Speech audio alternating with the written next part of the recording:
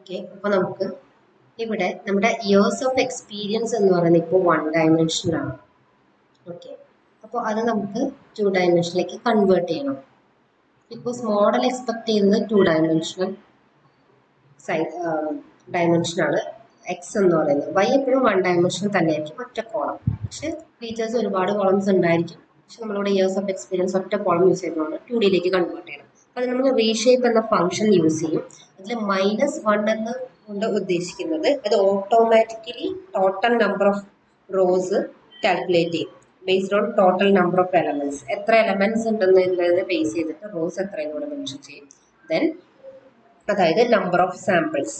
Then കൊടുക്കുന്നത് 1 എന്ന് വെച്ചാൽ ഒരു കോളം, അതായത് എത്ര ഫീച്ചേഴ്സ് ഉണ്ട് എന്ന് മെൻഷൻ ചെയ്യും.